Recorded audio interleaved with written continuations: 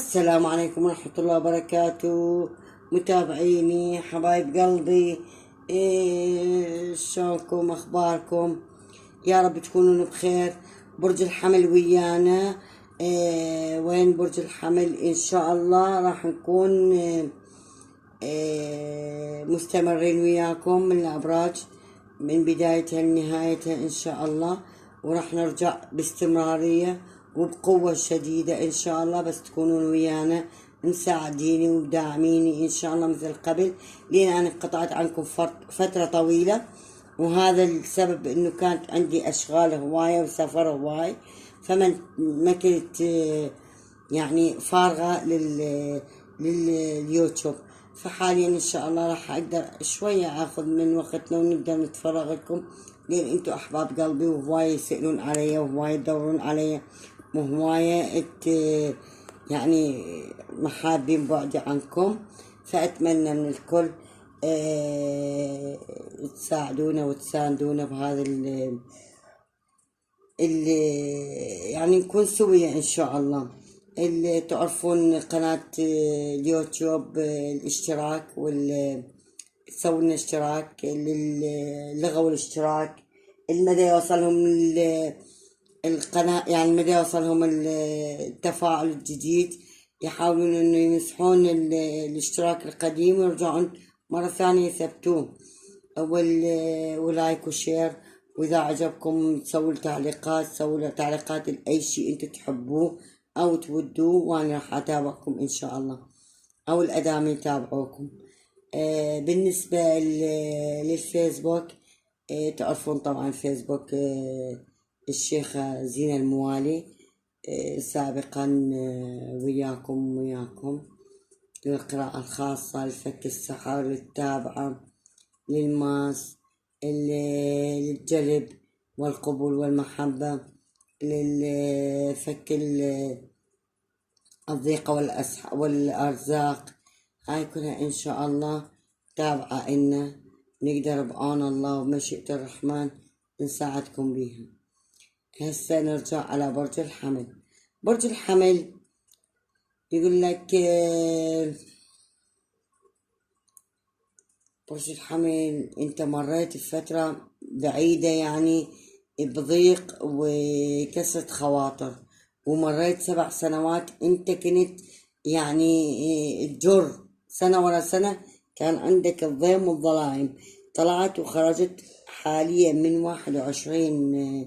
2021 ل 22 و 23. يمكن نقول الأمور شوية متاحة أمامك، بس مو كلها انفتحت، لأن عندك التوابع متابعتك، عندك الأرزاق بالنسبة لك، عندك يعني أكو ناس قريبين بعيدين،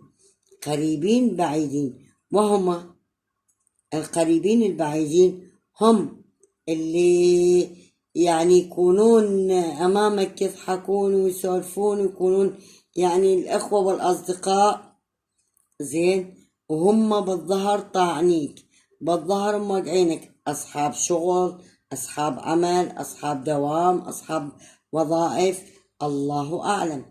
ذولا القريبين البعيدين، يعني هم قريبين بالمكان أو قريبين بالكلام، لكن بالنسبة إلك بعيدين، يعني بعاد عن الأهل والأقرباء.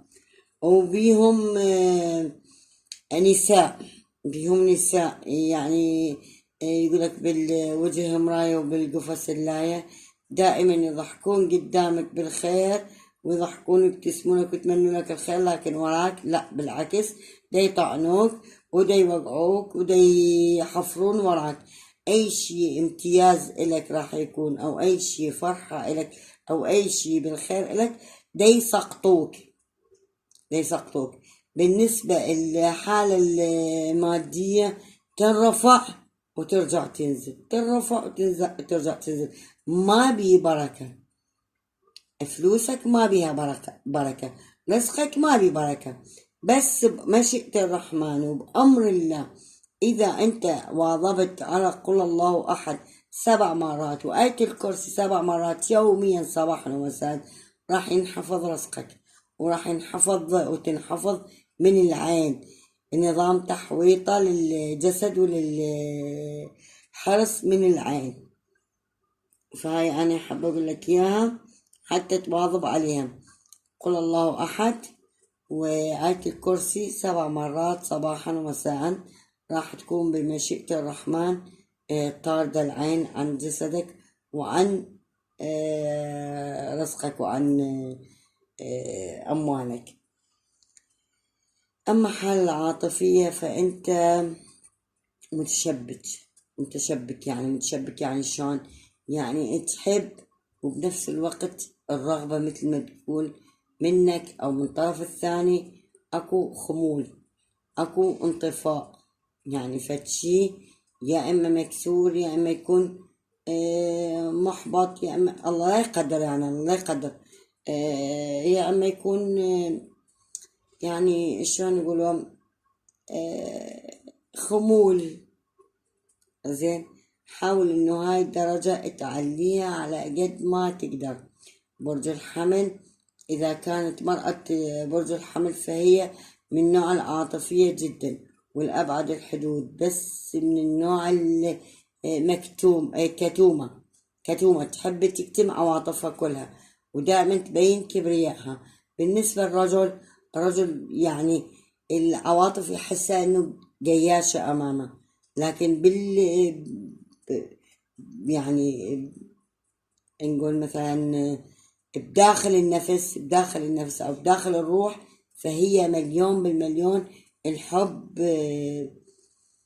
يعني طارح فد مرة طارح مثل الشجرة طارحة ثمر، فهو مليان حب، مليان حنية، مليان أحاسيس، بس بنفس الوقت يعني يريد متبادل، ما يريد يبين الشي. هذا رجل الحمل ما يبين الشي إذا ما كان المقابلة يعني معطيه هذا الحب أو مصرح له. فإن شاء الله عندك أمور هواية راح تخلص من عندها، من الضيق، من علامة إكس. عندك علامة إكس، أنت حاطط على 3 شغلات علامة إكس.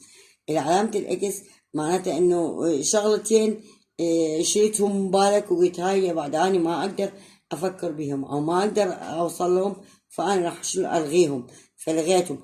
أما في الشيء الثالث، النقطة الثالثة، لا حاط عليه علامة إكس، بس تشيله وترجع شلون أنت زعلان من أحد وترجع تحكي وياه وترجع الزعلة وترجع تحكي وياه كمثل.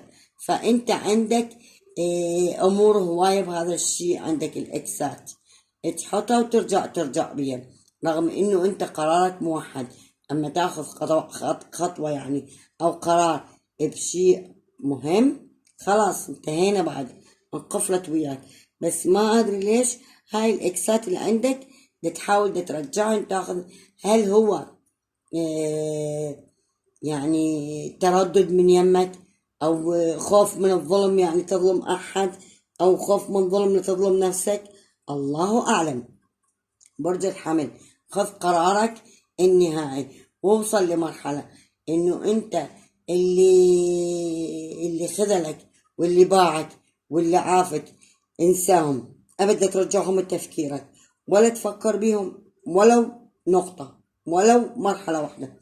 أنت دائما شاغلك الماضي، دائما شاغلك متعبك هيك، يعني لأن عندك حنية كلش قوية، عندك حنية، عندك صلة رحم، تحب اللي حواليك، تحس إنه اللي بإيدك مو إلك، دائما تفكر بالناس المقابلك أو الناس اللي حواليك أكثر من نفسك.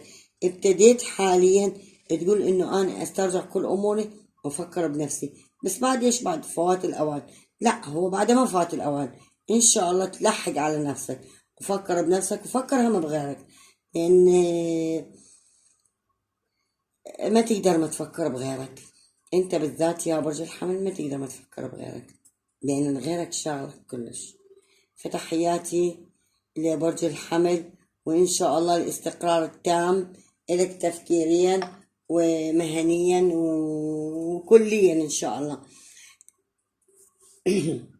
تحية خاصة لقناتي والمحبين لقناتي والمشتركين وياي، وأتمنى لهم الكل خير، وأتمنى الفرحة والسعادة والسرور لكم جميعا، وأتمنى ما تنسوني باللايك والشير والاشتراك حبايب قلبي، وتعليق حلو من عندكم، هذا اللي يرفع من معنوياتنا ويخليني يعني أقدر أنطي أكثر وأكثر، زين، وأقدر أساعد للكل بأمر الله وبمشيئة الرحمن. ساعدوا القناة إنه تنجح على إيش قد ما تقدرون، وأني وياكم إن شاء الله. ما يضيع تعبكم ولا تعبنا إن شاء الله، لأن أنا دائما أكون بصف الكل ما خذلت أحد، ما تعبت أحد وياي. صح هي مشكلتي بس إنه أنا مرات أو أوقات هواية مدى أرد مدى أتابع بهاي الفترة، لأن فعلا كنت مشغولة جدا، فالمعذرة من عندكم. وأتمنى إنه نبتدي بداء حلو، يعني ما أتمنى تخذلوني، ما أتمناكم تخذلوني، اللي يسمعني واللي ما يسمعني يبلغ، وحاولوا إنه اللي تشيرون الفيديو، كل ما تشيرون الفيديو كل ما يكون المتابعين أكثر، كل ما يكونون تحسن أكثر. فهذا اللي يحب الشيخة زينة واللي يتابعها واللي يكون وياها، وقلت لكم إن شاء الله الفيس تبعي مفتوح الشيخة زينة الموالي، تمام، فإن شاء الله تتابعوني للقراءة الخاصة لفك السحر للجلب والقبول، وتحياتي للجميع.